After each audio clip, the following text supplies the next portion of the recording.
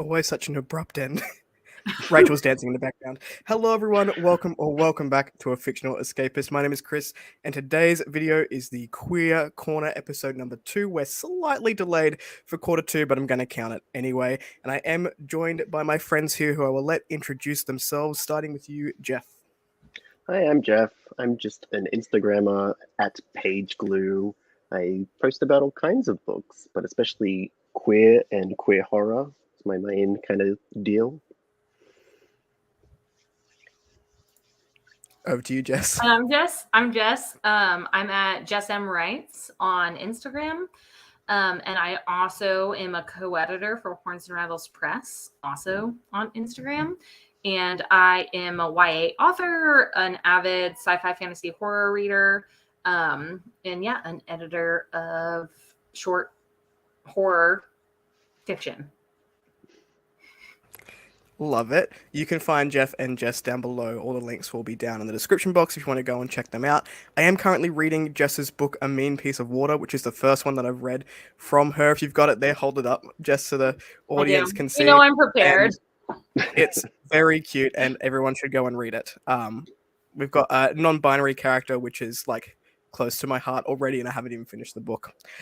So, welcome, like I said, to the Queer Corner. This is a safe space for the LGBTQIA+ community to come and hang out, talk about books. If you do want to be a part of one of these, you're more than welcome to. You don't need to have a booktube to be able to come on and chat about queer books. So, the link down below will also have my email address if you do want to get involved. But yeah, we are here to celebrate Pride Month. So Pride Month just happened in June, all around the world, I believe. I know it definitely happened in Australia. And I think we're into Disability Pride Month now, which is awesome, but also incorporate some of that mid-year freak-out tag that a lot of people have been doing at the moment, but make it queer, you know? So we're going to be doing that today. We've got a series of questions, and we'll just run through them and probably just get sidetracked because that is what happens on these episodes when we start talking.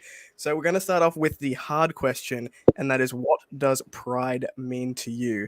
And we'll just go the same order. So we'll start with Jeff, go to Jess, and then I'll come in at the end. I think for me, like, Pride Month means visibility, just like we're here. Like I remember like my first like Pride parade, and like just being like so overwhelmed by how many of us there were, or just like people supporting the fact that we exist. And then like obviously there's like the kind of shallow stuff like all like the corporations like changing their like logos and brands to little rainbow things, which like I love is that silly. every month, like, every year. It's like, oh, you're suddenly queer friendly now. Oh, thank you so much. But it does add to like the just general vibe of like we're here and like this month is about us, and don't forget about us. Like I think even though like there are like Pride events in June in Australia, it's also winter here. So like February March is really kind of like the time when we're like out doing like a lot of like major events.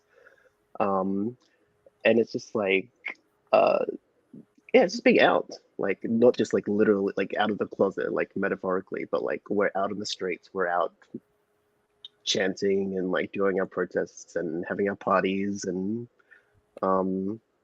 it's because like we know what it's like to feel when you're like the only queer person in the room, and how like alienating that can be, and it's just like a time where that's not the case so much. So yeah, I always love it. Even like the kind of stupid kind of drama of like rainbow capitalism. It's all part of the fun. Great way to put it. Yeah, for me, it's just like I'm a teacher, and so I work with a lot of kids, a lot of queer kids.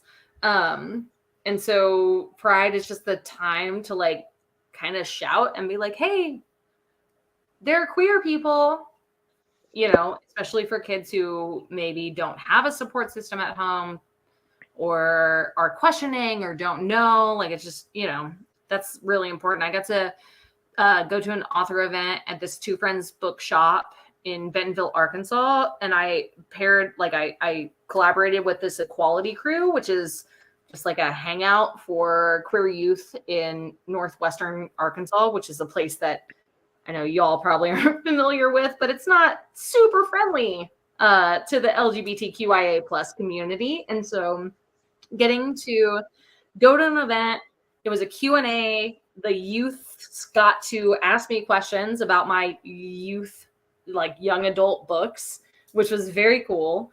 And yeah, I was just like, yeah, we're here. And I actually, speaking of corporations, I got a dress from Target that was like a pride dress. And I was like, I'm just gonna like let everybody here know that like we can be excited about this. And so yeah, for me, it was just like June was just a month where I was put in a few opportunities to just be like, yeah, like let's all be gay. It's great. You know, and giving kids reassurance that like there's, futures for them, and giving the parents of those kids reassurance that there are teachers out there that are on their kids' side and stuff like that. It was awesome. It was a lot of fun. I can see that your profession will be so important to kids in the community, in a place. I have been to Arkansas before. I spent about 2 hours there, and then Really? walked across the street to another state, whatever. Sure. But I was there for a stop off on a tour that I did many moons ago when I was in my youth through America. And being a teacher, and I can only imagine having a teacher at that age that was a safe space that you could go to, being so important for kids, to be able to see that. And I can already see that in your book as well, like just a safe space for those communities. I'm going to be the bummer here. Pride Month to me brings a lot of shame for myself and my journey. And I think that is, I tend to stick my head in the sand a lot when Pride Month happens. And that's my own hang-ups. It's just stuff that I haven't dealt with and have decided to push right down to the bottom of my soul where it belongs, so I don't have to deal with it. So, and this sort of bleeds into the next question a little bit, so I won't go too far into it. My workplace where I am now is quite inclusive. So even though the boss's boss is a cishet white guy, he is so conscious of being inclusive to everyone and being open to everyone working in this environment, which is lovely. Yeah. But Pride was really pushed this month. And I was like, I'm an old gay. I just want to be left alone. But having to like relive all of that to then go ahead and put it out there. But I think it's so important for the new people or the questioning people in the community to show just exactly what you both have said, that this is your space and you're allowed to take up space in this world. You don't have to hide anymore. Go out, be you, and love that for you. So yeah, Pride is interesting, and I think everyone has a different experience no matter where you are on the rainbow. So that leads into my next question. How do you celebrate Pride, or how do you educate others about Pride? I mean, like for me, it's probably in terms of celebration, like the kind of official events that like a city puts on would be like the main thing. I don't know. I don't feel like I'm so much educating others about Pride exactly. At least not about like Pride Month, I don't think. I think it's more these days like counteracting like the like narratives like that are going around, especially around like trans people these days, and like all the fear mongering. Or like kind of like those like stupid questions of like, why isn't there a straight Pride Month? Like, well, you get that all the I time. love that question. It's like you get it every damn day. Simmer down. Just relax. Yeah. But like that can be like such like an exhausting kind of thing, because so often it doesn't come from like a genuine place of understanding. It's just I'm uncomfortable. Stop making me feeling uncomfortable. But it's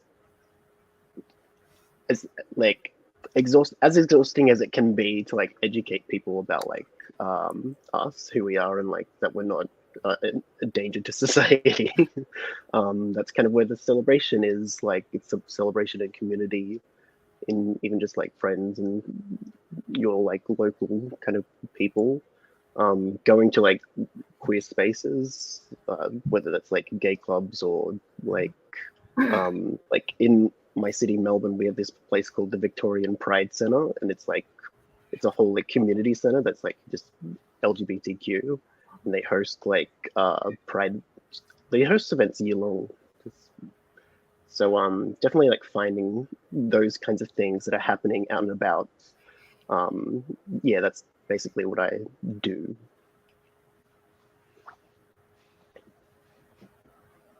My turn? Your turn. It's every time I post, I'm like, read queer all here. Same. Like, you know, doesn't have to just be June. But yeah, I don't know. I live in Oklahoma, so every day's an uphill battle for educating people about anything.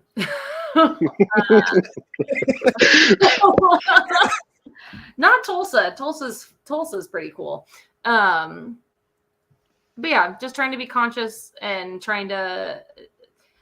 Sometimes I feel like I came out when I did because someone who feels like safe, which I'm in a heteronormative marriage, you know, I've got the baby, I own the house, I've got the dogs type of thing. I feel like it's important for me to just be like, hey, I exist, other people exist, and if you want to do something about it, talk to me. Which is kind of the stance I take, you know, when I'm teaching, especially. So yeah, the education part, I'm like, I can handle that. You know, just ask me, sort of thing. And people do, which is fine. Oh, they ask. Yes, they sure do. Yep. I feel like I probably don't get as many questions as some people, but you know, I'm here to answer them if people have them, type of thing. So yeah. Some of the questions you get are so left of field. Yes. And they're quite fun to have to think about an answer. I know a lot of my close friends when I came out as trans were very curious about the whole situation. I was like, if you want me to tell you, I will tell you, but that's on you when you get the answer. You want to know. So this is where the positive of my last answer comes out with education. So we had a challenge, and my department is customs. So I work in customs for international freight, and we have a lot of brokers and classifiers and things like that. And there are quite a few LGBTQIA plus members within the group. So this year for Pride, what they wanted to do was get our stories out there if we were comfortable with sharing. Now, I wasn't, but I am a leader in that space. So for me, I was battling, do I want my story out there? Because I am technically stealth in this role. So people don't know that I am trans, except for the fact I'm like 5'3", which is the dead giveaway. I have a brother who's 5'3". Like, it happens. Short men unite, you know? Like, and I said, no, I'm going to do it because it's more important for me to have that story out there should anyone feel like they are not heard, or should anyone feel like they can't be themselves. So if one person sees that and gets affected by that in a positive way, even just to think that, hey, I'm not alone, then that's worth it. So I ended up writing up this big spiel, and I've got some very conservative team members. And I was like, not sure how that's going to go, or hoping they delete the email. But I ended up having quite a lovely response from it, more so than I anticipated. So people came up and they're like, oh, I didn't realize. I was like, great, that's what I'm going for. But and then other people said thank you because they felt like they could then be themselves. And so I guess just I'm pretty open on the internet, but not a lot of my work people are here and know that I'm here. So being now open at work has now lifted a veil so that I can be asked those questions and help educate further that way. Okay, I promise we'll go on to books now, everyone. He's here to talk about queer recommendations. Because Jeff just want to throw my TBR out the window so that I can only read That's what we're queer here for. Yes. Exactly. Let's wreck the Cool. TBR. All Jeff, right, if you know, Chris has his entire TBR for 2024 lined up. So we are here to bomb that shit. Yeah, I'm gonna come in I with was- Miley Cyrus on that record. I've already told Jeff off for putting so many on my TBR last time. All right, so starting off with the book questions. What is the best book you have read this year written by either a queer author or involving a queer character? Okay. Do you know the author Bret Easton Ellis? I know the American name. American Psycho? Mm-hmm. I don't know if you know anything about him. He's kind of an asshole. Like he wrote this like nonfiction like essay collection of being like political correctness. And so I like, and because of like American Psycho, just like the whole like culture around that movie, and like I just never wanted to like touch anything that he ever wrote. But then he published a book this year, and it sounded interesting. My library had like a copy of the audiobook, and then I was like, oh my god, this is amazing. I need to buy this book. So the best one that I read is called The Shards. Okay. Look at this cover, like, oh my god. It's Yeah, so, like, I love that. cool. It's so like this author is like an annoying like piece of shit, and the book is the he is the protagonist of this book at 17 years author? old. The author wrote himself as the protagonist of this book at 17 years old. So like this middle-aged man who is annoying as a 17-year-old teenager is even more annoying. I don't know how to sell this book. This book is so fucking annoying because this dude is so Brilliant. annoying. However, I fucking loved it. Like, I don't know, it's like a thriller. It's set in the 80s in LA. And there's like a serial killer in town, and there's a new guy who starts at their high school. And the protagonist is just like just really suspicious of this dude for some reason, and it kind of becomes like this weird like obsession. Yeah, and it just blew my mind. Like I went on to read some of his other books, and they're not as good. But this has been like my standout. Like when I think about like what are some of the best books that I've read this year, like this is like one of my top ones. It's like super gay, just like in your face, unapologetic, so many like gay sex scenes, but it's like not like erotica, but like it's explicit. Like I don't know, he's an annoying dude, and yet I was like fully captivated. He's like this really like rich like privileged dude who like goes to all these like exclusive restaurants and like knows all these producers, and like whenever like he describes what someone's wearing, he like tells the brands of like he's wearing like these certain sunglasses and this kind of shirt, and like whenever he drives anywhere from like anywhere in LA, he tells you like the route that he takes. It's so annoying. It's so annoying, and yet it was so good. You love it. Jeff, is this going to be the book you ask us to read? Like, No, it's 600 pages. It's a big boy. I'm looking up yeah. if there's an audiobook. There is an audiobook. Yeah, there is. Sounds great. The author reads it, and he has a kind of an annoying voice. Oh my God.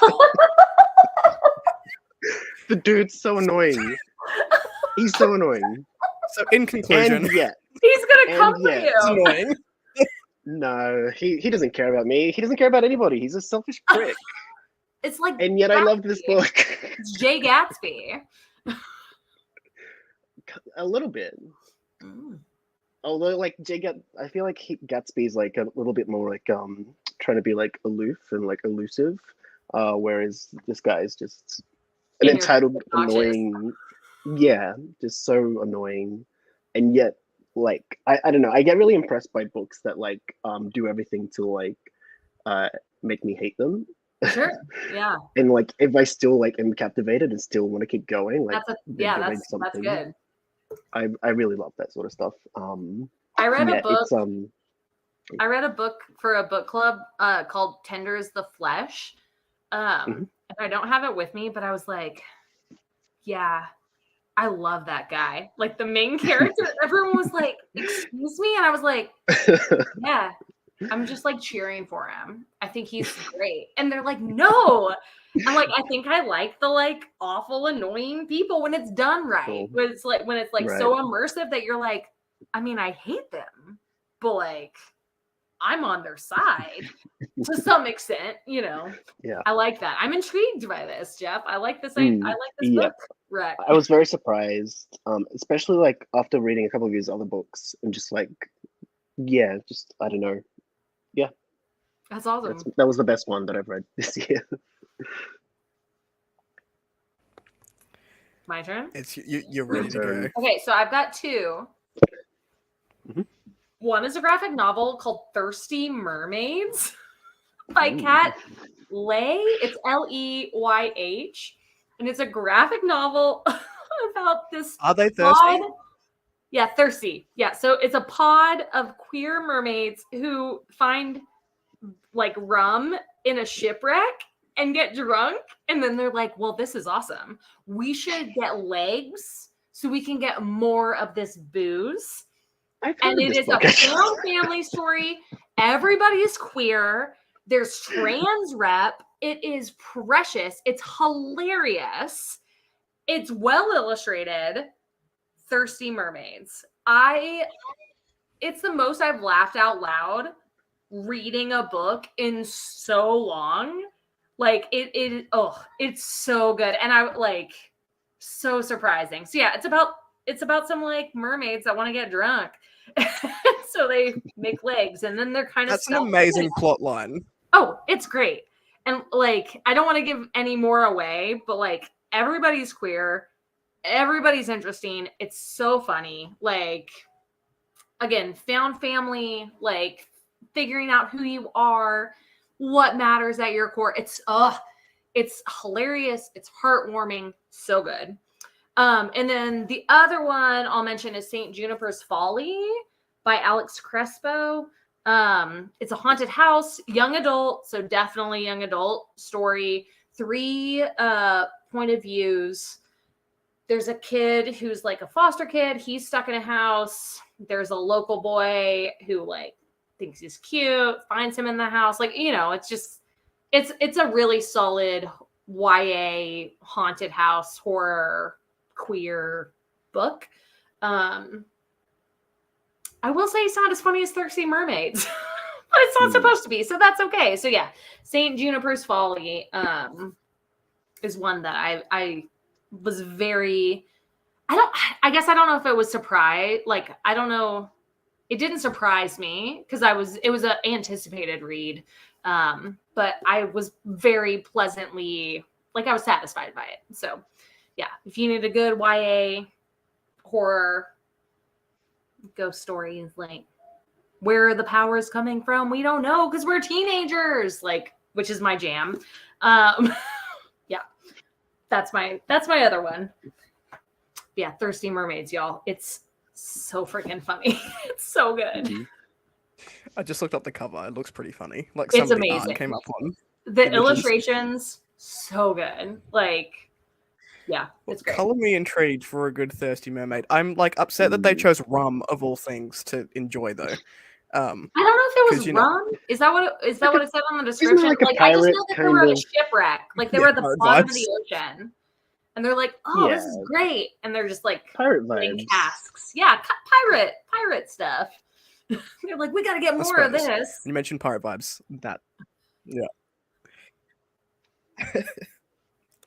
Well, mine was The Iron Crown by L.L. McRae. She's an indie author.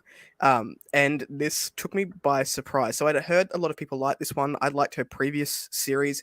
It's light fantasy, so there's nothing overly dark in there. It's just epic high fantasy that has positive themes throughout. And there was a established sapphic relationship in this book, which was just so beautifully written that I like. And it may be because one of the characters reminded me a lot of Rachel, like my wife, who was a little bit on the ADHD side, just came out with some wild side comments and just had this beautiful outlook on life. And then the other one, her name was Khalidra, and she's like a stick in the mud, which is definitely me in the relationship. And like all structure, loves a good rule, wants to stick to plans, but Loves a good rule. Loves a good rule. That should be on your Instagram profile. Loves a good rule. When I make merch for my thousands and thousands of subscribers, I'll just be like, loves a good rule. Dude, I would wear that shirt. I would wear a hoodie that said loves a good. But yeah, this couple was just so beautiful, and there was no explicit sex scenes or anything. It was just they had been in a relationship for 7 years.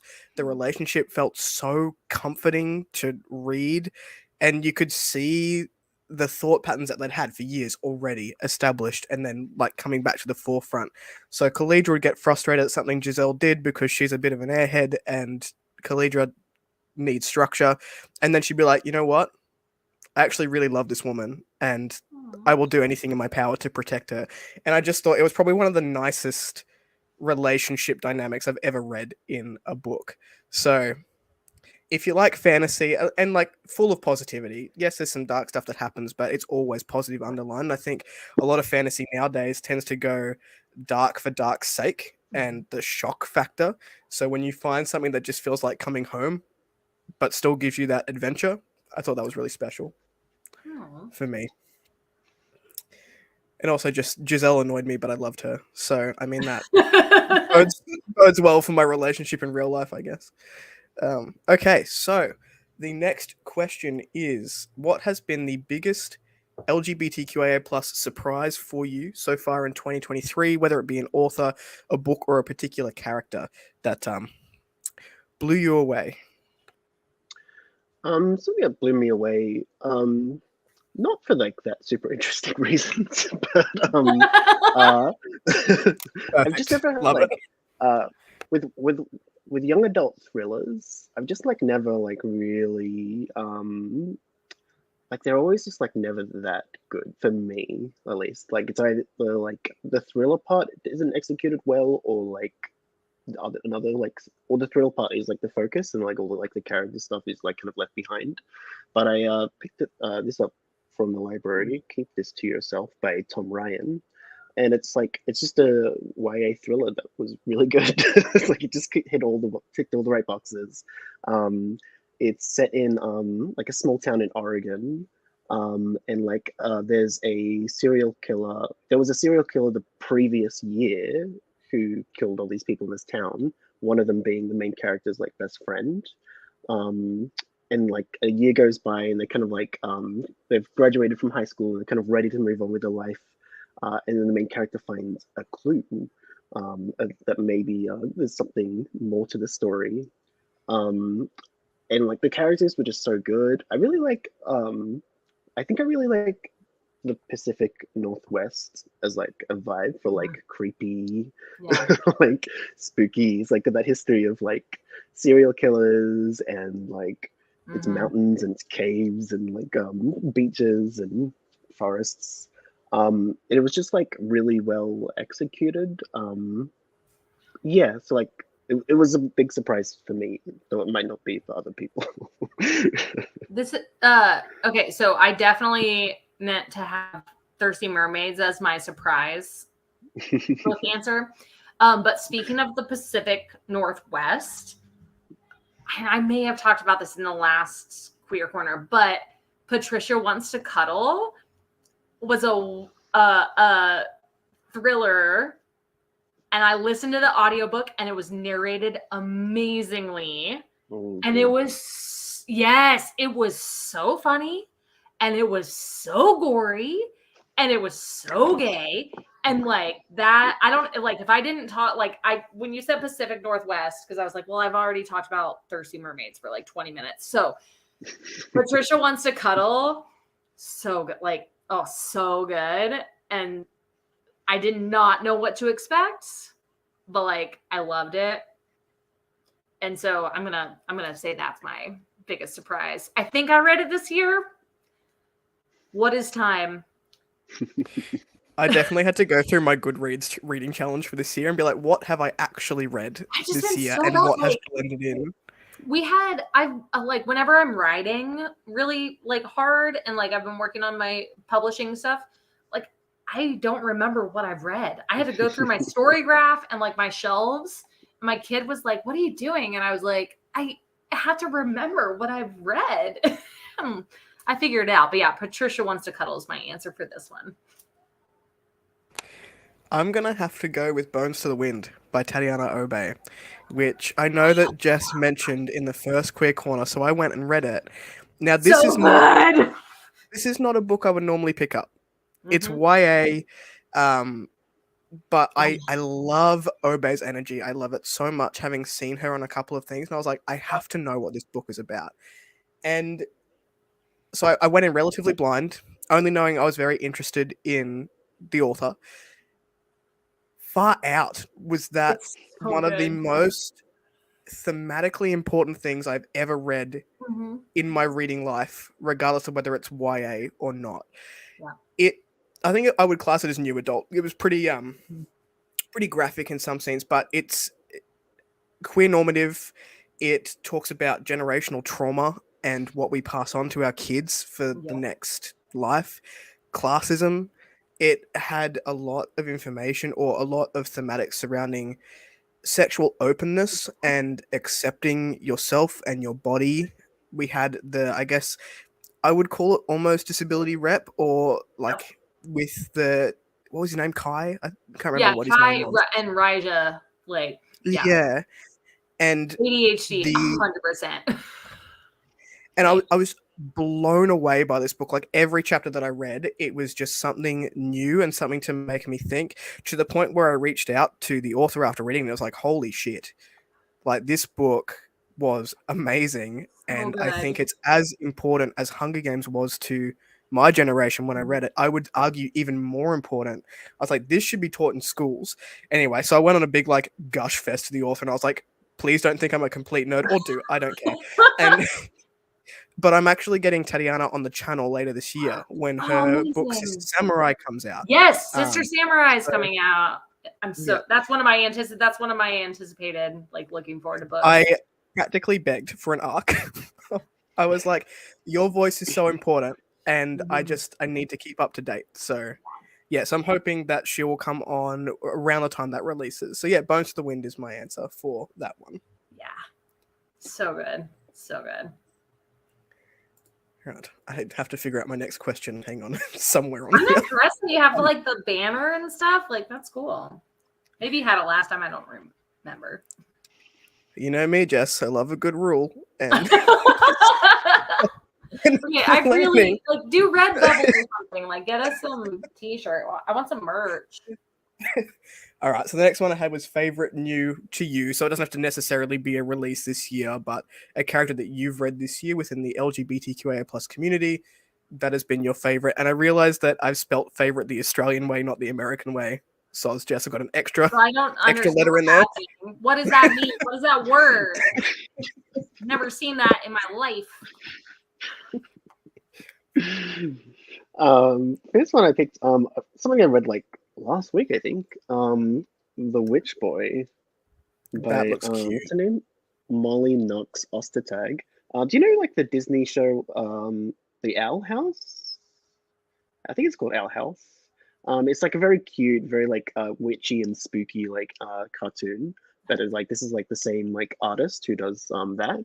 And it's like this world where like there's like witches or there's magic, and like all of the men have like one kind of magic and all of the women have another kind of magic. And our main character Asta is like a boy, but like wants to do magic and is like really drawn to like doing magic and can even do a little bit of magic. And she's like really sneaky and is like there are like these girls like having like their magic lessons, and he'll like climb up trees and like like Watson having the lessons and like try to copy stuff. It's like very like transcoded, even though like they haven't like actually like technically like gotten to that. They're still using he pronouns. I don't know if that'll change because there are I think 3 books of this. It was just so it is a very cute book, but it was also like a really just like lovely little story, and like he was just like so I don't know, like it very much reminded me of like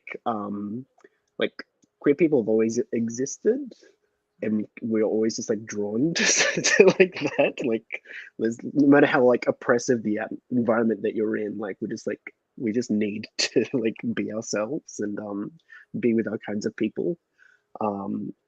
Yeah, it was really cute. It was really great. Mine is so this is a book that came out, when did it come out? I don't know, last year, recently. I had to look it up because I couldn't remember the secondary main character's name, but it's The Lesbiana's Guide to Catholic School by Sonora Reyes. And I listened to it on audiobook, and it's so precious. And like this is super dorky, but I'm gonna give this shout out to the main character's love interest's parents. Because I try really hard in all the books I write to write parents that are like accepting and affirming and validating, and like, you know, it's just regular stuff. It's like if you're grounded, it's not because you're queer, it's because you like didn't do your chores or whatever.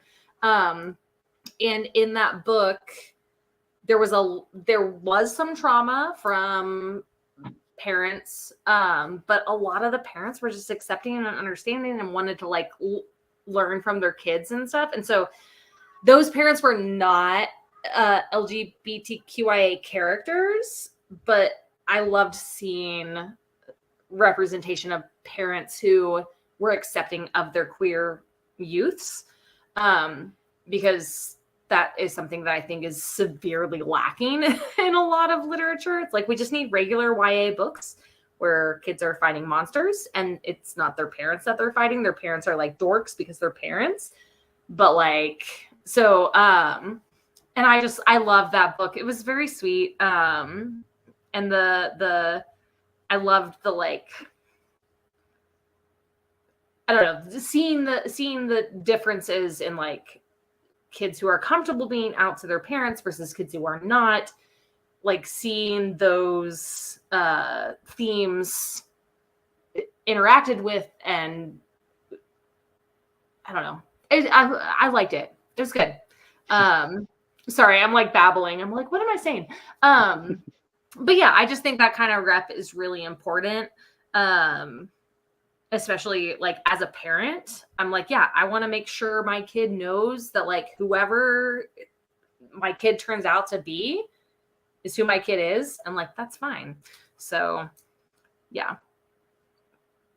Does that count as a favorite new? Yes, it counts.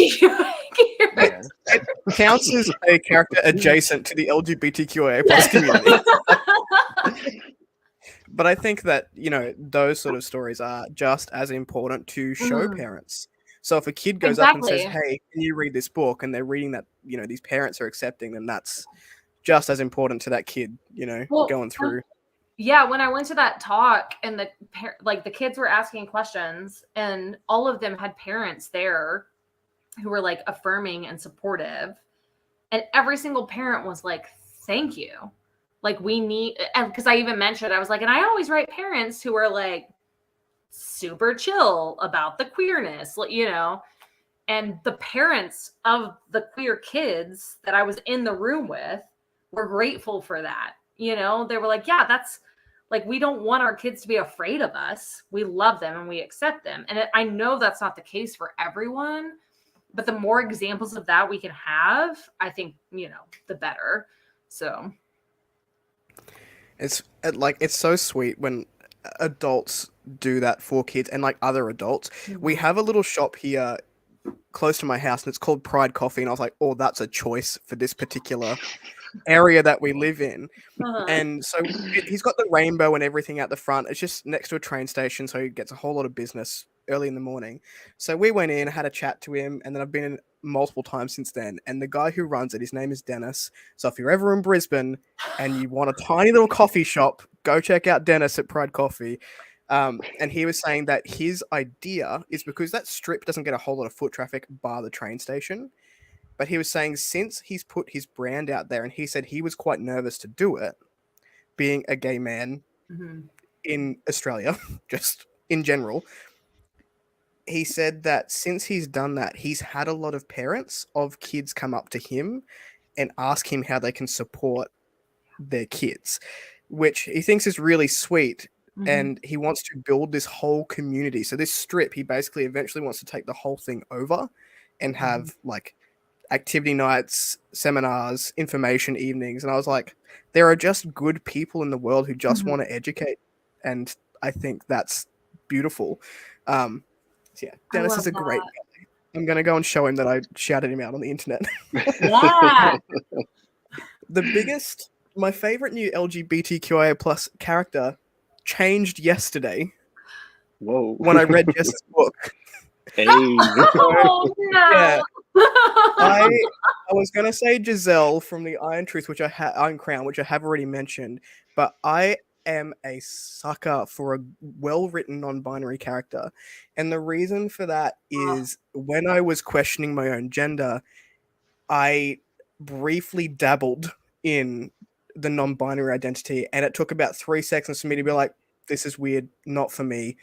I definitely just go straight into binary trans camp. Yeah. But I never knew about non-binary characters before I started researching, or non-binary people. It didn't make sense to me until I had that education. I started getting, more informed about it and seeing people like Ash Hardell on the internet live their life and be transmasculine and non-binary, but not feel like they fit into either box. So when I read those characters, it has such a special place in my heart to know that that representation is out there, because I feel like there is still such a stigma around non-binary people. No. And Kai has just taken my little heart and I love them. And they're so funny. There was a scene with some alligators and like they call them Godzilla babies in the midst of this trauma that's happening. And I was like, okay, Kai is precious and must be protected at all costs. That is my favorite so far this year, and I haven't even finished the book. So, oh, yay! I'll tell you if it changes at the end of the book. Yeah, sure. Now, I don't think it will. I mean, you're not going to like them less, I don't think.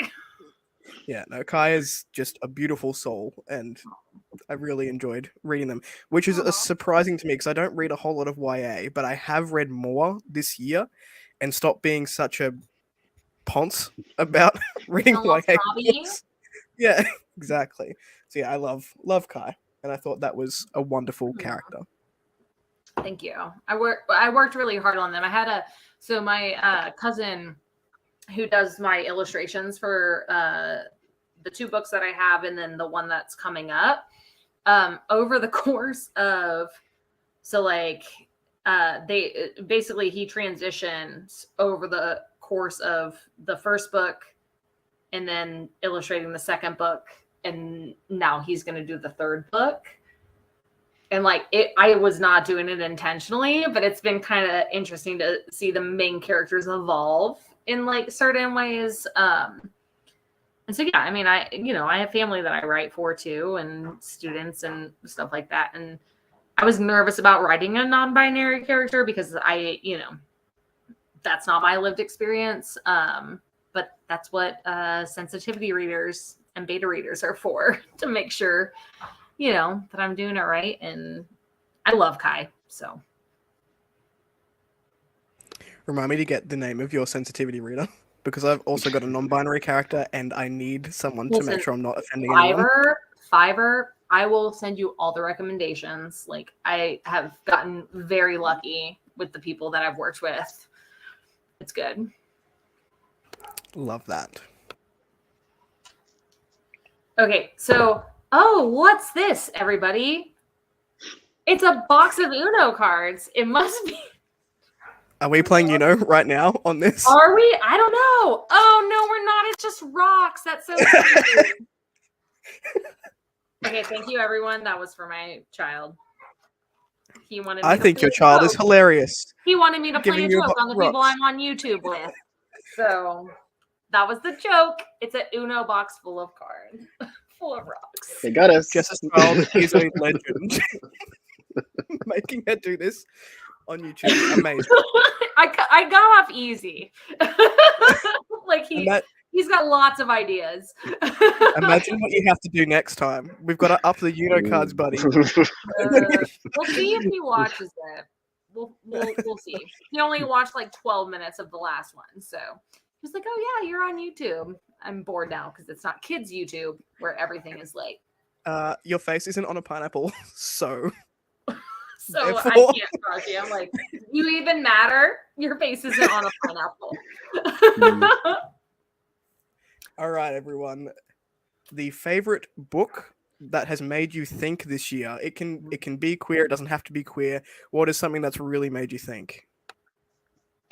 I think I have two. One is queer. It's called it's a history book called, let me actually look at the proper title. Fire Island: Love, Loss, and Liberation in an American Paradise by Jack Paulette. And it's just like a history. Do you know about Fire Island? No idea. Nope. Is that the thing that was like a concert that didn't work right? That's Fire Festival. Okay. No, I don't know what Fire Island is.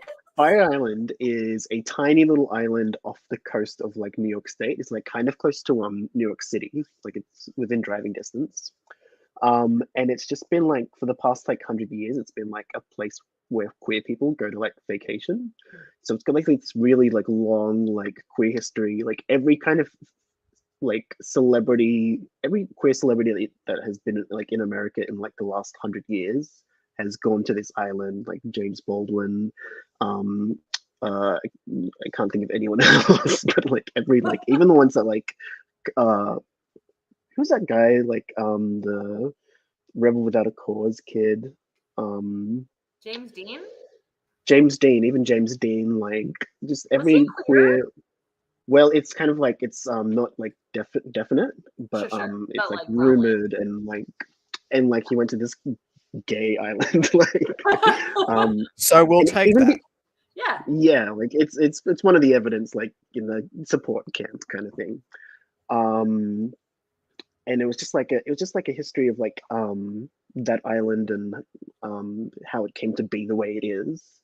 And it was just really cool to like learn how queer culture like evolves and like contributes to each other. Like a lot of like, especially with like cis gays with like cruising, like that sort of culture has like grown up in like this environment of like oppression, of like not being able to like actually find people in like a not dark space.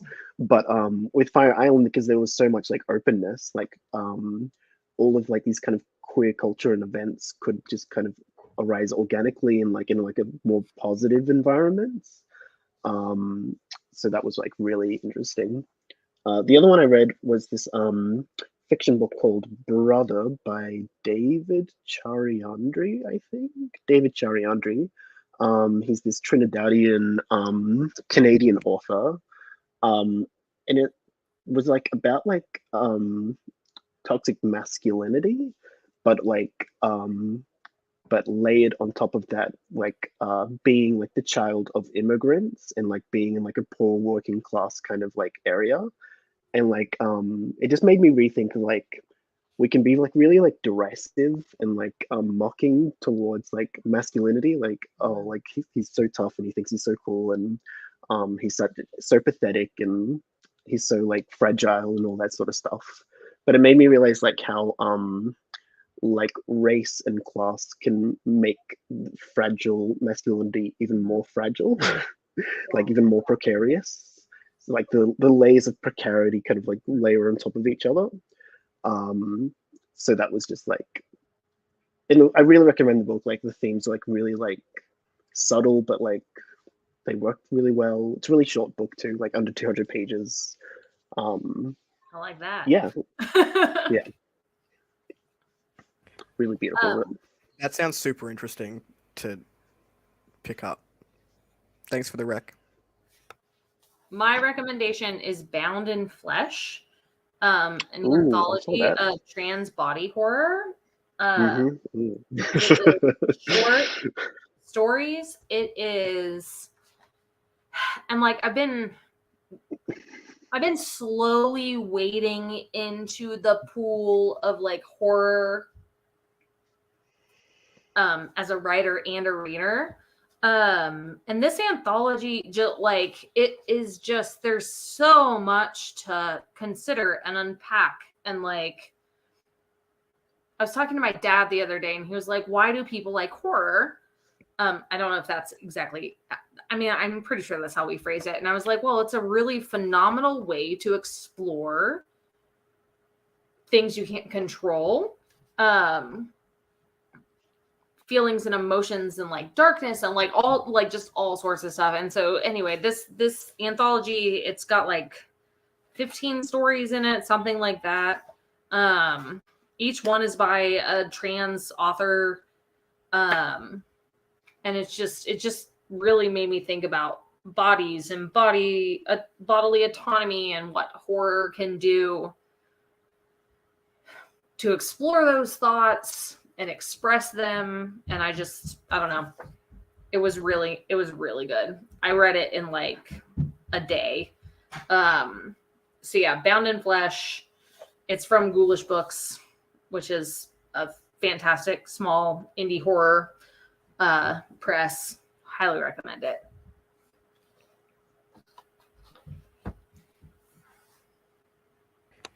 Sorry, I was looking up my answer to the question. To make sure I actually answered the question. I think you're right. Horror is a genre that just really opens itself up to exploring human emotions so well. Yeah. And that's what I love about it. I personally love the psychological side of horror and like just the way our brains work and the way that our brains can play tricks on us. I think it's awesome. Yeah, I know a lot of people who just steer clear, like they're just like absolutely not. And I also find it interesting trans body horror with the notion of dysphoria is such an interesting concept. A lot of that is explored in this set, like in this collection. That is touched on, you know, very thoughtfully by the authors. Having body horror written by trans people, you know, obviously that's not their exact lived experience, but like feeling like I don't know. It's just a very pure way to listen to people. I guess I don't, you know. Yeah, and like with an interesting thing to couple. Yeah, but I can imagine so important and quite eye-opening to people. Yeah, it and like they're weird. Like the stories are gross. Like you know, like you still get that selling like, it to me. What? You know, but it makes you think at the same time, and that's what like I have to explain to people about horror. It's like, yeah, you might feel squeamish, but like there's thought behind that squeamishness, you know. So just go and read anything by Eric LaRocca. That dude has got some odd things to say, but they always make you think. There's this really good essay collection called "It Comes from the Closet," and it's like queer reflections on like horror movies. Yeah. And there was this one essay where they did a trans reading of The Blob as like a body horror gender thing. It was so good. It was really fascinating. Yeah, body horror and like transness, as well as chronic illness. Like those two, like really like pair well with body horror. That's what I was. I asked someone recently, like, "Hey, how are you doing?" And she was like, "Well, do you want the real answer?" And I was like, "Sure, Rhonda. Like, tell me the real answer." She was like, "I'm awful. How? Like, why must I like commit to this mortal coil, like type of like, you know. And I was like, you're a writer. Have you considered exploring horror? And she was like, I don't know. And I was like, bodily autonomy is something that is often explored in horror books. And it sounds to me like you are feeling trapped in your body and you don't necessarily know what's going to come of you, type of thing. And so maybe looking at that, and she was like, I don't know what that is. And I was just like, okay. So I had some books. I was like, read Bound in Flesh. You'll be fine. We'll see if she does. I don't know. That might have been an extreme suggestion, but we'll see. Mine is so cliche for this question. And it's Page Boy by Elliot Page. So I personally, and I think I've mentioned this on the channel before, but I personally don't tend to read a lot of experiences that may mirror my own in any way, shape, or form. That's my own hang-ups. That's me just not wanting to deal with my own shit. But a friend of mine has an LGBTQA plus book club on their Discord, and it was their pick for the month. And I said, you know what? I'll jump in and I'll listen to it because it's narrated by the author. And I took so much from it that I wasn't expecting from the memoir. So the memoir itself is, sorry, my father's working out, so you're going to hear the dog barking in the background at him to throw the ball. Because he's chosen to do it now during this live, as you do. So a lot of the childhood experiences were similar, and the thoughts throughout childhood were similar. Like, why do I have to do X, Y, or Z? I don't really understand. I think of myself as a young boy anyway. So why is my parents making me do these things to be effeminate? And I understood a lot from that side of point of view, but I also took a lot away that I wasn't expecting. Like, there was some commentary on eating disorders, which I have not experienced, but he has experienced, and he was so raw about those experiences. And it just, like, I have people who have had eating disorders in my life, and now I understand that from the psychological side so much better than I did previously. And I just was quite shocked at how much I took away from the differences in our experiences. Hmm. I'm just watching the dog try and get a dumbbell as Dad is doing some curls, and it's quite funny for me outside of that window. But yeah, I ended up taking a lot more away from that book than I initially thought.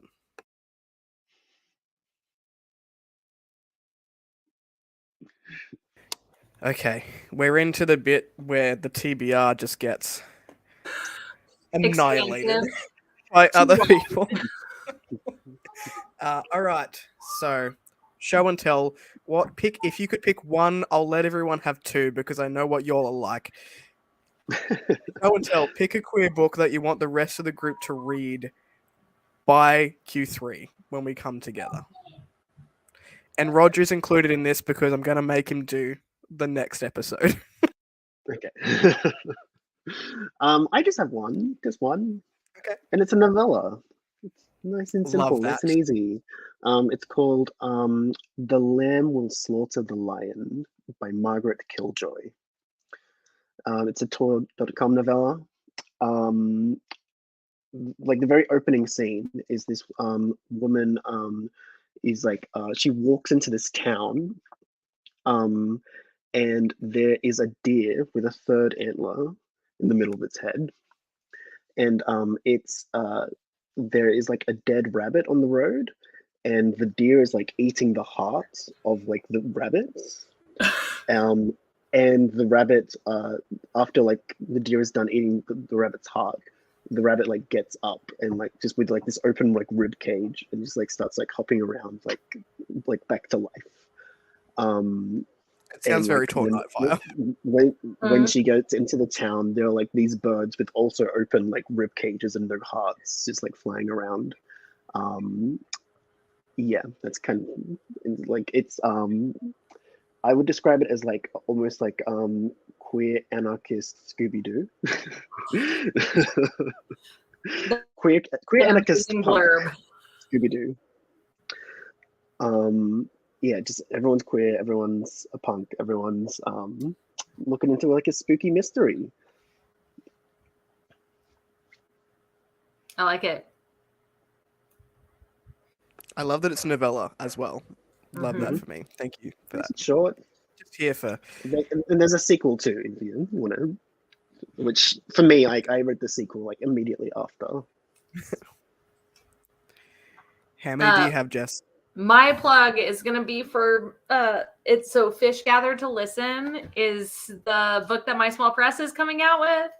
The Kickstarter is up right now for just a few more days, but it's going to be available online and for print. And it is there's 23 stories in it. They are all freaky. They're really good. It's a underwater themed horror anthology. And yeah, we can't technically call it queer because we didn't like put that in the announcements, but so many of the stories we chose are gay, which was really exciting. We read them. We read them anonymously, so like we didn't know who the authors were. But I'm really proud of it. Every single story in it is amazing. We had to say no to some really phenomenal stories. And yeah, that is coming out early August, like mid-August. And so yeah, that's my plug. It's Fish Gather to Listen from Horns and Rattles Press. And I'm very proud of what we have put together. So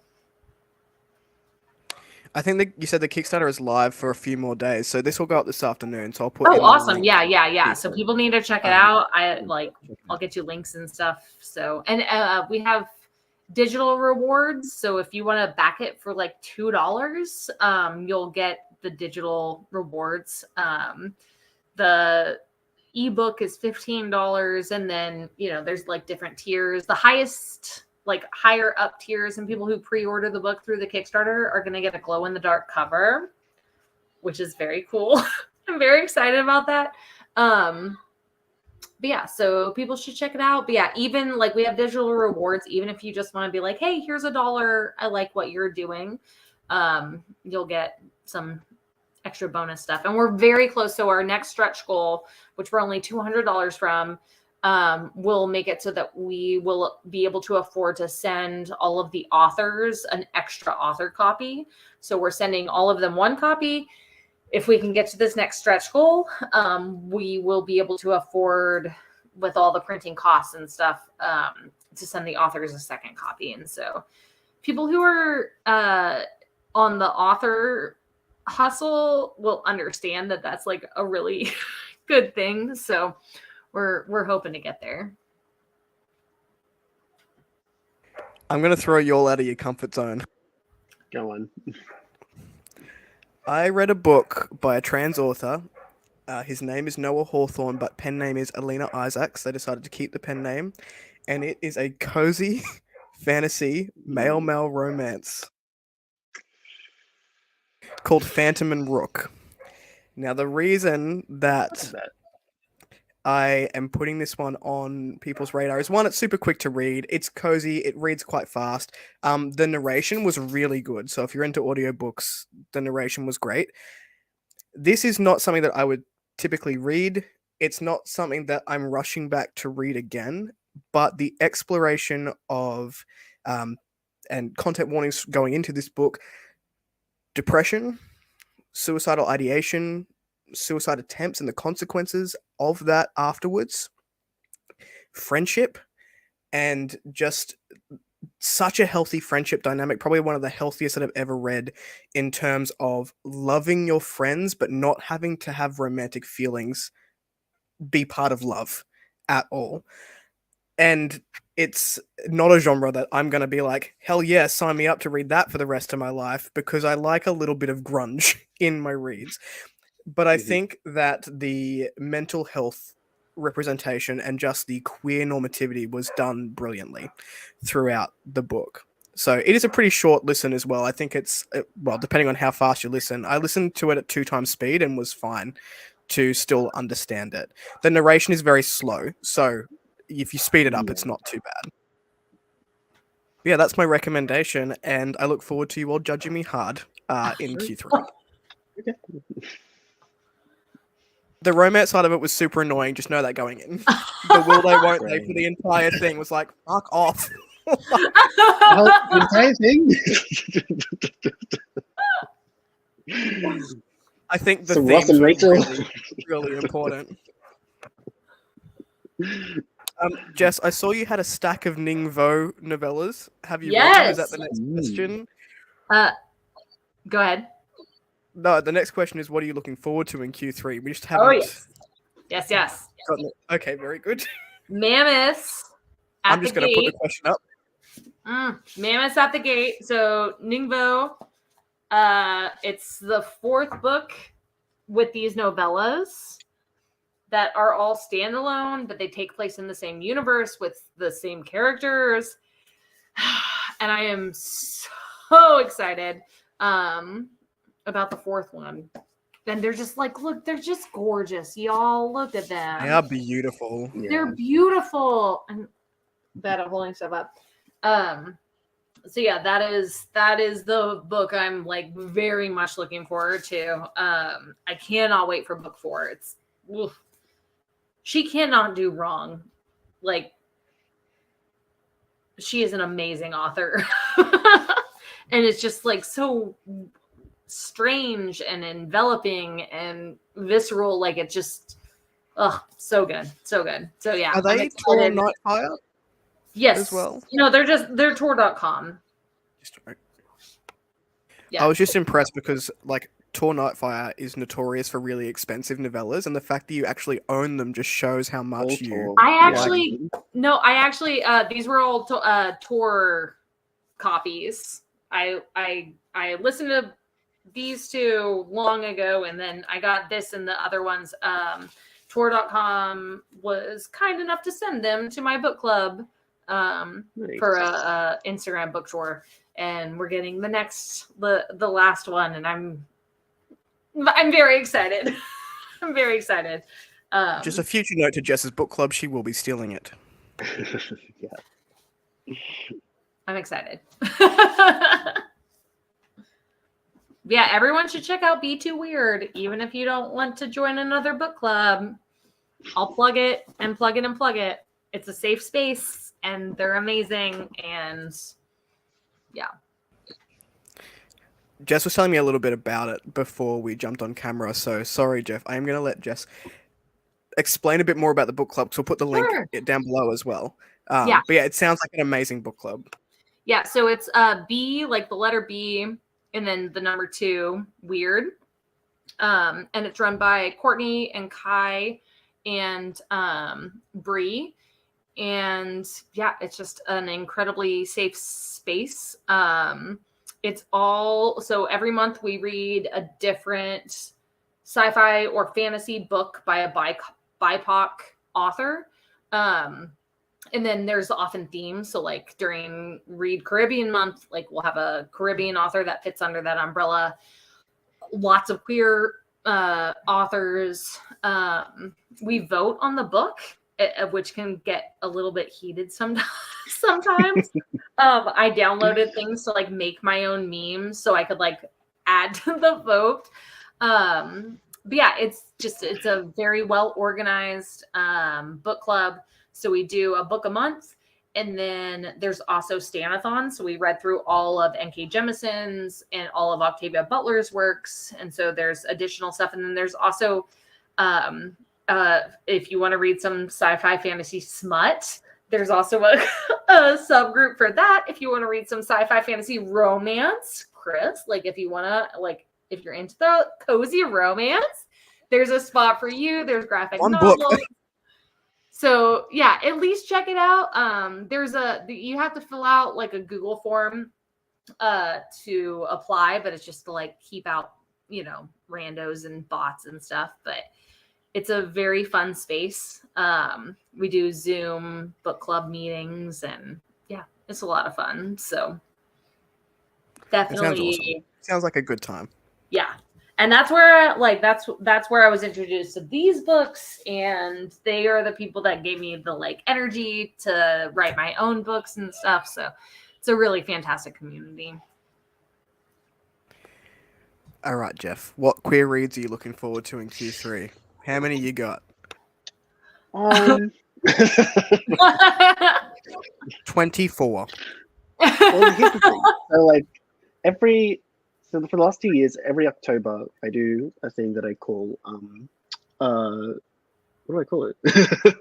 Halloween. Where it's Love just that. a month Love of it. queer horror. It's nothing but. Yes. And so I keep like buying all these books. Like, oh, I could read that in October, and then like not reading them because I want to read them in October. But I finally kind of like whittled down like a thing, like a whole like little pile of books that I want to read. Yes. Of like, because like I noticed that like The Scourge Between Stars. yeah, So I was So like good. noticing that like all of the majority of the books that I was wanting to read were like either women or like trans femme or like trans women. And so I was just like, oh, I'll just make it like a women and like trans people Yes. themed list for this year, which means that I have like these other like male author queer horror that like, oh, I can get to that now. I guess I'll go with one of those ones that I can read now. One's I called thought The that Pledge. pile was going to come out just then. That second pile. That's for October. No. So the one that I just showed you is for October, which is Q4, I think, right? For this quarter, The Pledge by Cale Dietrich. It's like it's a slasher novel that's like a fraternity, like it's a male fraternity, but it's gay and it's a slasher, which I'm really looking forward to. This other one, it's not a horror. It's called A Circle of Stars. I've heard of that one. Just look at this.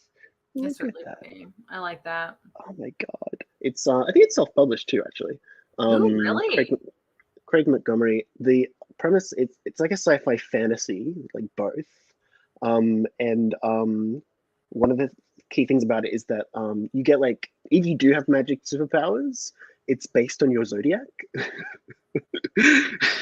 So do you want to find out what your Yes, powers would be? Oh my god, this is gonna be what's bad. I'm a what's your star sign? Sagittarius. Sagittarius. I don't really know what this means. Ether empowerment. Oh, I don't know what that means, but I'll I take don't know it. what that means. Yep. And you, Chris, what are you? I'm a Virgo. Mine's gonna be like extreme planning. Healing others is your power. Oh, I'll sweet. take it. Yeah. Sticking to You're gonna- timelines. Wait, what's yours? I'm Scorpio, which means I have light manipulation. It's nice that they put light in the front of that. Yeah. Well, Scorpios are notoriously manipulative. So if anyone in the comments wants to know what their powers are, let us know, Yeah. and we'll just get Zeph to tell you what your power is. buy That's this pretty book. cool. Or you can buy Circle of Stars. Support indie authors and go and Yes. buy Circle of Stars. No, that's some pretty. I've seen Pledge. I don't know if you put a photo up of it before. I've just seen it somewhere. I think so. But it looks quite intriguing. Love a good slasher Mhm. horror. Aussie author too, actually. Have you read Nice. My Heart is a Chainsaw by I Stephen Graham Jones? DNF'd. My heart is a cheap star. What? Yeah. Oh my god! I was like, Yeah. I can't talk to anyone. I have to finish this book. But Alright, I listened to it, so. I think I want to. Yeah, I think I want to listen to it actually because I really couldn't get into like the protagonist's voice. Yeah, was just I like, think how it's did- better as an audiobook, probably. with Stephen Graham Jones, he uses so many commas. Yes. It's like there are commas everywhere. Yeah, And so I like would just listen. reading that book. Give it a listen. Yeah, it's definitely one I want to give another go. Yeah. I'm also like a baby horror person. Like I'm relatively new to the genre, so I've read a couple of his other books. Like he's really, really good. yeah. Jess, did you have any other recommendations before I jump in? So just let you talk about Ningvo. No, I think that's Or pretty much. queer I think reads that that's you're looking forward That's to. all the ones that I like. Really, I'm looking. In case anyone's wondering, I keep my books in a stack right here. But no, that's I think I babbled about everything I wanted to babble about. I actually have a few. I didn't realize I had this many on the list this year, but I think I said keep it to 3. So I'm gonna be reading Dragon Your Bones by Tatiana Obey Yep. in this month. So I'll finish off that duology. Yeah. Tears of the Weird Wood by R.J. Barker. So I've been told there's a non-binary character in there. I loved the non-binary character in the Tired Child series. And I've already said that I'm a bit of a sucker for a well-written non-binary character. So I'm looking forward to that. He's one of my auto-buy authors. So I'm looking forward to that representation. And I'm not going to stick to 3. I lied to you. So there. I also have The Cruel Gods by Trudy Skies, which is an indie author, very queer-friendly story that I will be reading. I'll be listening to this year. And then I'll be listening to Legacy of the Brightwash by Crystal Matar Cool. this year, Is which it queer? I've I didn't heard know. really good things. I did check that last night because I wasn't sure. Of someone who's read it, and she said that there is queer goodness in there.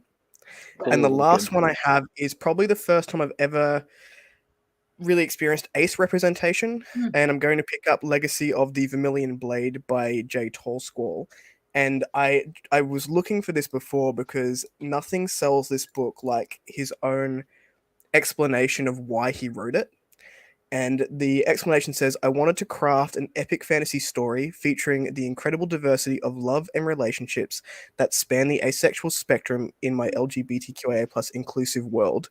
The new continent of Rhaenyra acts as the backdrop for Talon's story, and I filled it with a rich tapestry of living characters and unique locations that followers have come to expect from my storytelling. And I thought that was really beautiful, and I have only seen a sexual rep done once, and it was done quite well. But I'm looking forward to reading more within that part of the community.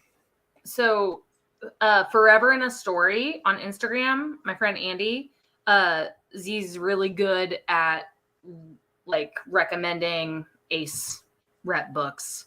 So yeah, Forever in a Story, Andy is solid about that. If you want to have some more ace rep in your TBR. I will say, like, their Instagram feed is gonna blow up your TBR. So just a warning. Oh, grace. I'm going to stop reading only 70 books per year. I need to up that to 150. I hadn't read a lot of ace rep, and I'm still working on how to add some ace rep in my own books in a meaningful way, like not just a side character. So it's something to explore for sure. But yeah, Forever in a Story, can't plug them enough for sure. Awesome. I'll put them down below as awesome as well, the Instagram. Yes. Cool. All right, look, those are all the questions that I have today for round 2. Is there anything anyone else wants to bring up before we close off for the day? I just love you guys. Look at Ariana down in there. I know, your dog is beautiful. Yeah. Like, she's not allowed closer to the camera because her face is actually brown. Serving. Like, look at that look. She's trying to judge people outside because she's just like her parents. Where we just like to judge people from afar. All right, well, that was awesome. Thank you so much, Jeff and Jess, for joining me for round 2 of the Queer Corner. I look forward to these every time that we get to do them, and I'm so grateful to you both for coming back on and doing episode 2. I will be bugging you in about 3 months, just so you know and you're aware for episode 3. Like I said earlier, if you have made it to the end and you want to be a part of this and get on board, by all means, please do email me. I pay for StreamYard so I can have 10 people on here at any given time. But if we have 10 people, we just need to block out like 3 hours to go through everyone. But look, happy and welcoming to Hello Focus for more people to come on board. So thank you once again for your time. We will head off and I'll catch you all next time for the Queer Corner. Thank you. See Bye, ya. team.